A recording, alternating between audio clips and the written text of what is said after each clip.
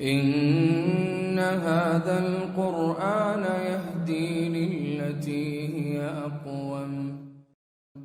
إن الحمد لله نحمده ونستعينه ونستغفره ونعوذ بالله من شرور أنفسنا ومن سيئات أعمالنا. من يهده الله فلا مضل له ومن يضلل فلا هادي له، وأشهد أن لا إله إلا الله وحده لا شريك له، وأشهد أن محمدا عبده ورسوله صلى الله عليه وسلم. أما بعد، اللهم انفعنا بما علمتنا وعلمنا ما ينفعنا وزدنا علما.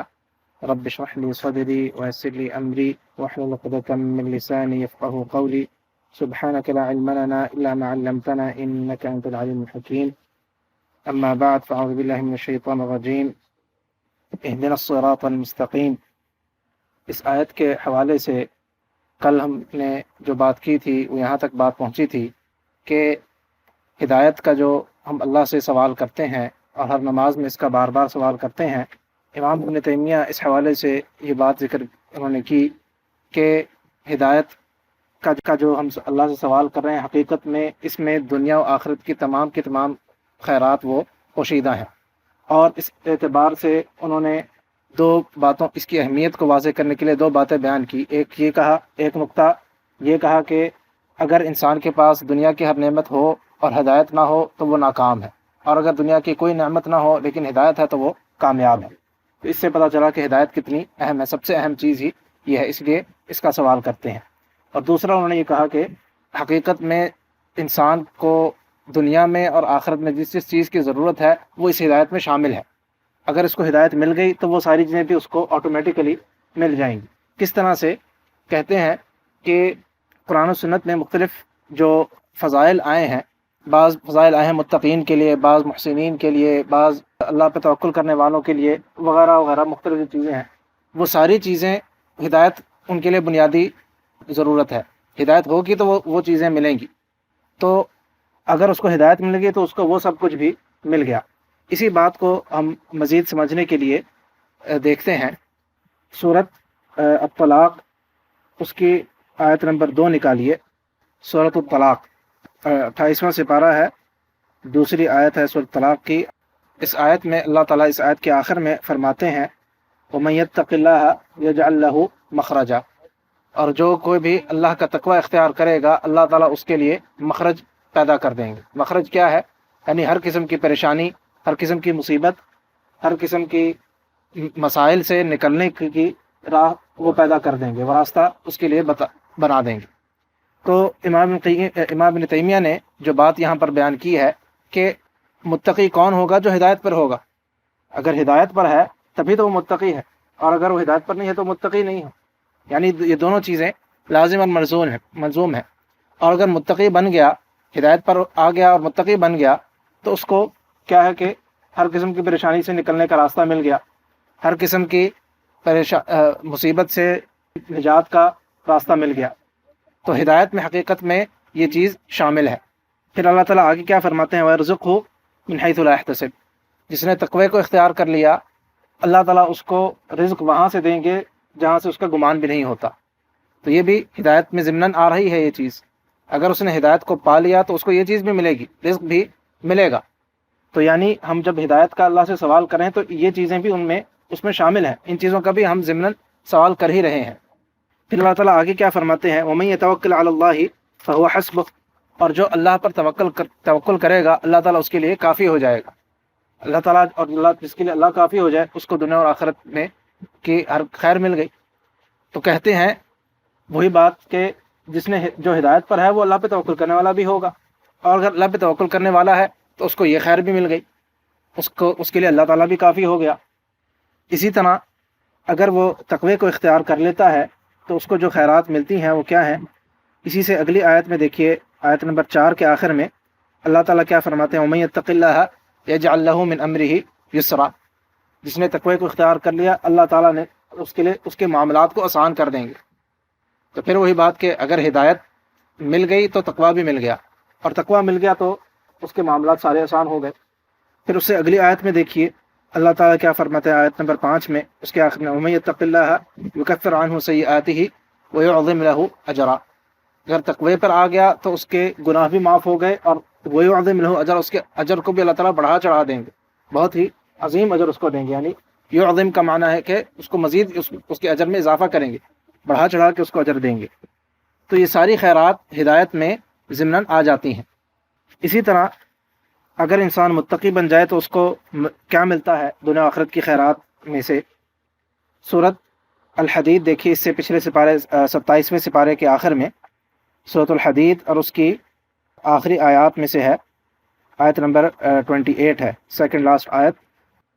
اس آیت میں اللہ تعالیٰ کیا فرماتے ہیں؟ یا ایھا الذین آمنوا اتقوا اللہ وآمنوا برسولہ یؤتکم کفلین من رحمتہ ویجعل لکم نورا تمشون بہ ویغفر لکم۔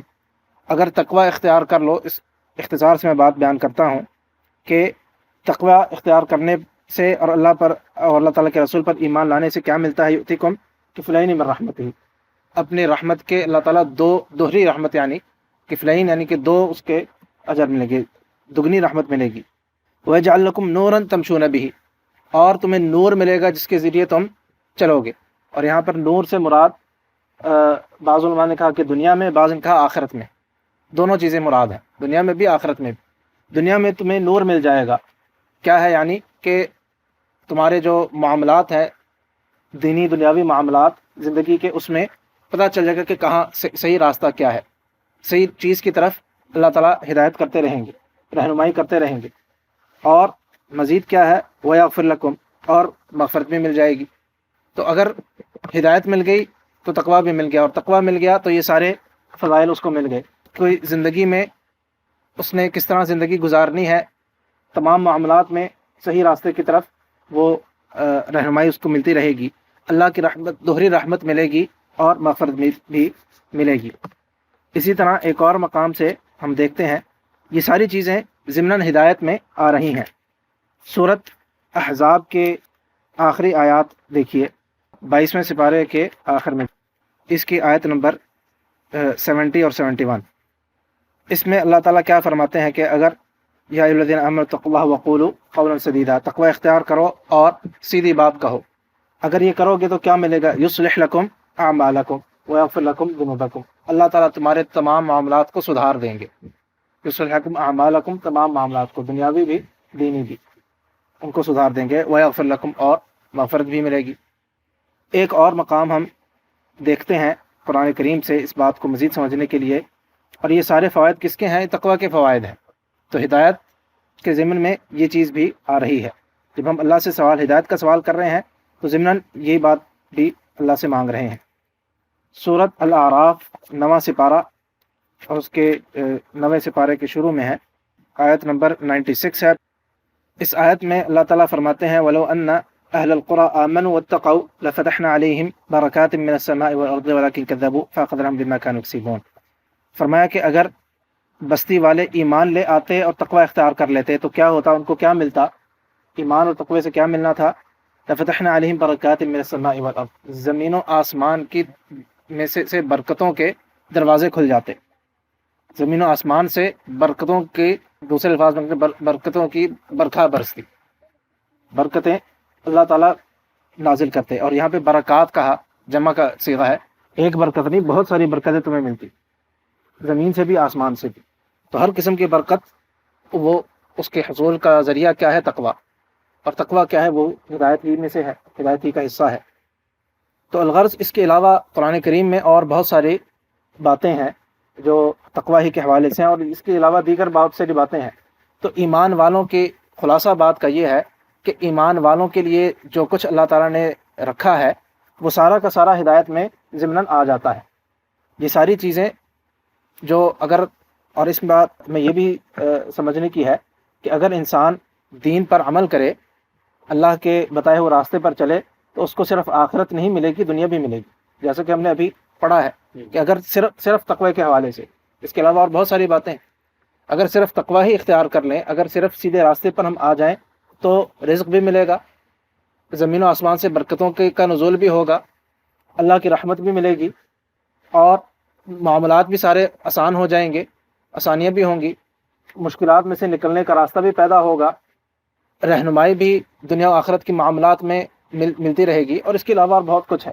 تو دنیا بھی ملتی ہے، دین پر عمل کرنے سے، ہدایت پر آ جانے سے، اللہ کے بتائے ہوئے طریقے پر چلنے سے دین بھی ملتا ہے اور دنیا بھی ملتی ہے. دین تو ہے ہی ہے، آخرت میں جو اجر ثواب ہے وہ تو اس کے علاوہ ہے، قیامت کے دن جو کچھ ملا وہ اس کے علاوہ ہے، دنیا میں بھی وہ ہمیں ملتا ہے. تو یہ خلاصہ تھا اس بات کا جو امام ابن تیمیہ نے اس حوالے سے ذکر کیا کہ جب ہم اللہ سے ہدایت کا سوال کریں تو حقیقت میں ہم ان ساری چیزوں کا اللہ سے سوال کریں ضمناً. تو اسی لیے سورہ فاتحہ میں ہمیں ہدایت کا سوال کرنے کا حکم دیا گیا ہے، کیونکہ یہ سب سے اہم اور جامع چیز ہے، ایک جامع ہے جس میں سب کچھ آ رہا ہے. اس کے بعد ہدایت کے حوالے سے ہم نے ہدایت کے مفہوم کو سمجھ لیا اور اس میں کافی حد تک تفصیلی گفتگو ہو چکی. اس کے بعد آگے دیکھیے اہدنا الصراط المستقیم، اگلا لفظ ہے یہاں پہ اس آیت کا الصراط. اہدنا الصراط، صراط کسے کہتے ہیں؟ راستے کو کہتے ہیں. صراط کہتے ہیں راستے کو، اور یہاں پہ صراط کے حوالے سے آیا ہے الصراط، الف لام اس کے ساتھ لگا ہوا ہے، خالی صراط نہیں ہے. اہدنا الصراط، الصراط سے مراد یعنی یہاں پر الف لام اس کو عربی میں کہتے ہیں عہد کے لیے ہے، معہود یعنی جو چیز معروف ہو اس کے لیے ساتھ الف لام آتی ذکر. بعض دفعہ الف لام اس معنی میں بھی آتا ہے. الف لام کی کئی معنی ہیں، اس سے پہلے ہم پڑھ چکے ہیں کہ جیسے کہ العالمین میں الف لام تھا اور دیگر اس آیت کے دیگر الفاظ میں گزر چکا ہے. لیکن یہاں پہ الصراط میں جو الف لام ہے اس کا معنی عہد ہے، عہد یعنی کہ جو معروف ہے. اہدنا الصراط ہمارے رہنمائی کر اس راستے کی طرف جو معروف راستہ ہے، جو معلوم ہے. اور مراد اس سے کیا ہے؟ یعنی یہی دین کا راستہ ہے، قرآن و سنت کا راستہ ہے. اہدنا الصراط، صراط جیسے ہم نے کہا کہ راستے کو کہتے ہیں، لیکن راستہ کیسا راستہ؟ عربی میں راستے کے لیے ایک سے زیادہ لفظ استعمال ہوتا ہے. لفظ صراط بھی استعمال ہوتا ہے، ایک معروف لفظ ہے طریق، اکثر آپ عربی میں سنتے ہیں طریق. طریق بھی راستے ہی کو کہتے ہیں. اسی طرح سبیل بھی کہتے ہیں راستے کو، یہ سبیل ہے. قرآن میں بھی یہ بات آئی ہے سورۃ انعام میں، وَأَنَّ هَذَا صِرَاطِي مُسْتَقِيمًا فَاتَّبِعُوهُ وَلَا تَتَّبِعُوا السُّبُلَ فَتَفَرَّقَ بِكُمْ عَنْ سَبِيلِهِ. سبیل وہاں پہ بھی راستہ ہے. تو سبیل کا لفظ بھی راستے کے لیے استعمال ہوتا ہے، طریق کا لفظ بھی استعمال ہوتا ہے، صراط کا لفظ بھی استعمال ہوتا ہے. فرق کیا ہے؟ ایک فرق جو علماء نے بیان کیا کہ طریق ہر قسم کے راستے کو بولا جاتا ہے، اور صراط اس راستے کو بولا جاتا ہے کہ جس پر آمد و رفت ہوتی ہو، جو بہت زیادہ جس پر گزر ہوتا ہو، اس کو صراط کہا جاتا ہے. ایک راستہ ہے جو بہت زیادہ اس پر لوگ نہیں آتے، اس پر لوگوں کا گزر نہیں ہوتا، اس کے لیے طریق کا لفظ استعمال ہوگا. لیکن ایسا راستہ جو معروف ہے، جس پر آمد و رفت بہت زیادہ ہے، جس پر لوگ چلتے پھرتے ہیں، اس کے لیے صراط کا لفظ استعمال ہوتا ہے. دوسرا فرق صراط اور طریق میں وہ علماء نے بیان کیا کہ صراط اس کو کہتے ہیں جو سیدھا ہو. طریق ہر قسم کے راستے کے لیے بولا جاتا ہے، لیکن صراط صرف اس راستے کے لیے بولا جاتا ہے جو سیدھا ہو، جس میں کوئی ٹیڑھ نہ ہو، اس کے لیے بولا جاتا ہے. اسی طرح امام ابن قیم رحمہ اللہ وہ بیان کرتے ہیں، کہتے ہیں کہ صراط اس راستے کو بولا جاتا ہے جس میں 5 چیزیں ہوں، جس میں 5 چیزیں موجود ہوں جس راستے میں، اس کے لیے لفظ صراط بولا جائے گا. اگر اس میں یہ چیزیں نہیں ہیں تو پھر اس کے لیے لفظ صراط نہیں بولا جائے گا، اس کے لیے طریق یا کوئی اور لفظ یا سبیل یا کوئی اور لفظ بولا جائے گا. تو 5 چیزیں کیا ہیں؟ کہتے ہیں کہ پہلی چیز صراط اس راستے کو بولتے ہیں جو سیدھا ہو. دوسرا کہتے ہیں کہ وہ آپ کو جو آپ کی منزل ہے اس تک پہنچانے والا ہو، جو راستہ آپ کو منزل مقصود تک پہنچاتا ہے اس کو صراط بولا جاتا ہے، باقی کو صراط نہیں بولا جاتا. تیسرا کہتے ہیں کہ وہ جو قریب ترین راستہ ہو، جو قریب ہو. جو اگر دور کا راستہ ہے، ایک آپ نے کہیں جانا ہے، اس کے مثال کے طور پر آپ نے ایئرپورٹ جانا ہے یہاں سے، اب ایئرپورٹ جانے کے ایک سے زیادہ راستے ہیں، تو جو قریب کا راستہ ہوگا، جو قریب ترین راستہ ہوگا، اس کے لیے صراط بولا جائے گا. تو یہ وہ کہہ رہے ہیں تیسری چیز، صراط اس کے لیے بولا جاتا ہے کہ جو قریب ہو. چوتھا چیز کہتے ہیں کہ صراط کے اندر وہ صراط اس راستے کو بولتے ہیں جو کھلا ہو، جو واسع ہو، جس پر چلنے میں دقت نہ ہو. یہ نہ ہو کہ اتنا وہ تنگ ہے کہ جب لوگ اس پر چلیں گے تو راستہ تنگ ہو جائے گا اور ایک دوسرے کے ساتھ دھکے وغیرہ لگیں گے یا اس میں مشکل ہوگی گزرنے میں. جو واسع ہو، جیسے کہ ہم نے کہا کہ صراط اس راستے کو بولتے ہیں جس میں آمد و رفت زیادہ ہو، جو چلنے پھرنے والا ہو. تو امام ابن قیم کہتے ہیں کہ وہ ایسا راستہ ہونا چاہیے کہ جو کھلا ہو, اس کے لیے صراط بولا جاتا ہے. اگر وہ تنگ راستہ ہے تو اس کو صراط نہیں کہا جاتا. اور پانچویں چیز کہتے ہیں کہ جو آپ نے جس جگہ پر جانا ہے اس کے لیے یہ ہی راستہ ہو, کوئی اور راستہ نہ ہو. پہلے ہم نے کہا تھا کہ آپ کو منزل مقصود تک پہنچائے, ایک چیز انہوں نے کہا. دوسرا کہتے ہیں کہ منزل مقصود پہنچانے کے لیے صرف یہی ایک راستہ ہے, تو پھر اس کو صراط بولا جائے گا. میں پھر اختصار سے دہرا دیتا ہوں. 5 چیزیں کہتے ہیں کہ یہ پانچوں چیزیں جس راستے میں موجود ہوں اس کے لیے لفظ صراط بولا جاتا ہے. پہلی چیز کہ وہ سیدھا ہو, دوسرا آپ کو منزل تک پہنچانے والا ہو, تیسرا کہ وہ قریب ترین راستہ ہو, چوتھا وہ کھلا ہو, واسع ہو, اور پانچواں آپ کو منزل تک پہنچانے کے لیے صرف وہی ایک واحد راستہ ہو. تو اس کے لیے جس راستے میں یہ 5 چیزیں پائی جائیں اس کے لیے لفظ صراط بولا جاتا ہے. اس کے بعد آگے اگلا لفظ بھی دیکھ لیتے ہیں, الصراط المستقیم. آخری لفظ اس آیت کا کیا ہے؟ المستقیم. المستقیم سیدھا. المستقیم کیا ہے؟ سیدھا راستہ, سیدھے کو کہتے ہیں. اب یہاں پر سوال یہ پیدا ہوتا ہے, ہم نے ابھی یہ بات سنی کہ صراط اس راستے کو کہتے ہیں جو سیدھا ہو. صراط اور طریق میں جو ہم نے فرق کیا, تو پھر صراط المستقیم کیوں کہا؟ اگر صراط میں بات ضمن آ رہی تھی تو مستقیم کا معنی کیا ہے؟ تو اس بارے میں علماء نے بیان کیا کہ اس کے ساتھ مستقیم اسی لیے کہا کہ جو سیدھا راستہ ہوتا ہے وہ بعض دفعہ اس میں اونچ نیچ ضرور ہوتی ہے. اگرچہ ہے سیدھا, اگرچہ راستہ ہے سیدھا, لیکن اس میں کبھی اونچا آئے گا, کبھی راستہ کبھی نیچے آئے گا, کبھی سڑک جو ہے وہ اس میں کچھ تھوڑا بہت ایسی چیز آئے گی جس میں آپ کو چلنے میں دشواری ہو سکتا ہے کہ راستے میں اگرچہ راستہ سیدھا ہے لیکن ہو سکتا ہے راستے میں کوئی کھڈے وغیرہ بھی ہو. تو مستقیم وہ ہے کہ جو بالکل سیدھا ہے, جس میں کوئی اونچ نیچ نہیں ہے, جس میں کوئی بیچ میں راستے میں کھڈے وغیرہ نہیں ہے, بالکل سیدھا اسٹریٹ راستہ ہے. تو اس کو صراط اس لیے کہا الصراط المستقیم. اے اللہ ہماری ہدایت فرما اس راستے کی طرف کے جو بالکل سیدھا راستہ ہے. اور ایک اور بات, الصراط المستقیم جو کہا, صراط مستقیم یہ صراط کے لیے بھی بولا جاتا ہے, صراط المستقیم دونوں کے لیے. صراط مستقیم جو بھی ہوگا وہ ہمیشہ, جیسے کہ ہم نے ابھی سنا, امام قیم نے کہا کہ وہ قریب ترین راستہ, صراط اس کے لیے کہتے ہیں جو قریب ترین ہوگا. صراط مستقیم بھی اسی کو جو قریب ترین ہے. صراط مستقیم ہمیشہ سب سے چھوٹا راستہ ہوگا, سب سے چھوٹا راستہ ہوگا. یہ صراط کی خاصیت میں سے ہے. اس کے علاوہ جتنے راستے ہوں گے وہ لمبے ہوں گے. یا ایک اور لحاظ سے اس کو یہ سمجھ لیجئے کہ صراط مستقیم جو ہوگا وہ ہمیشہ سب سے آسان راستہ ہوگا, اور باقی جتنے راستے ہوں گے وہ مشکل ہوں گے.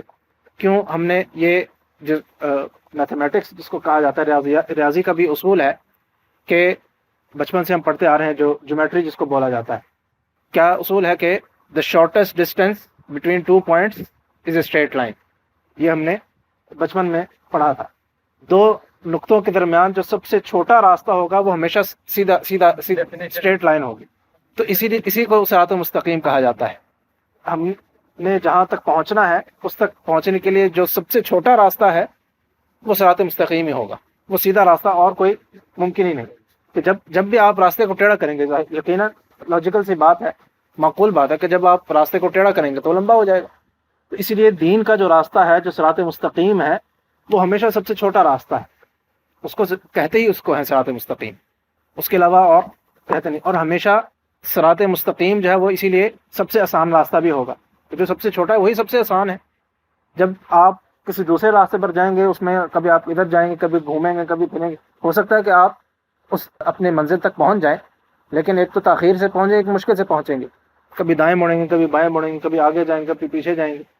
صراط مستقیم پر اگر چلیں گے تو آسانی سے پہنچ جائیں گے. اسی لیے صراط مستقیم ہمیشہ سب سے آسان راستہ ہے. اور ایک اور بات کہ جو صراط مستقیم ہے, جو اسٹریٹ لائن ہے, جو ہمیشہ سیدھا راستہ ہوگا, وہ ہمیشہ ایک ہی ہوگا, وہ کبھی ایک سے زیادہ نہیں ہو سکتا.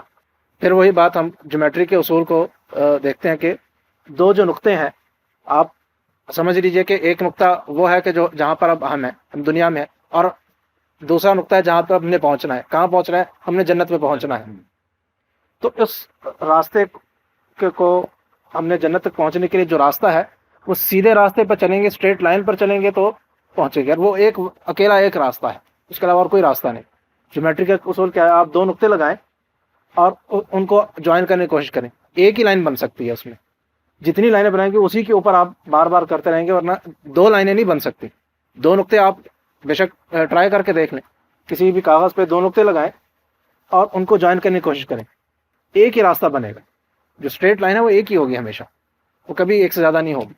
اسی لیے دین کا راستہ، ہدایت کا راستہ، صحیح راستہ، اسلام کا راستہ وہ ایک اکیلا واحد راستہ ہے، ایک سے زیادہ کوئی نہیں ہے. اس کے علاوہ جتنے راستے ہیں وہ سب گمراہی کے راستے ہیں. انشاءاللہ یہیں سے اگلے درس کی ابتدا کی جائے گی. وآخر دعوانا الحمد للہ.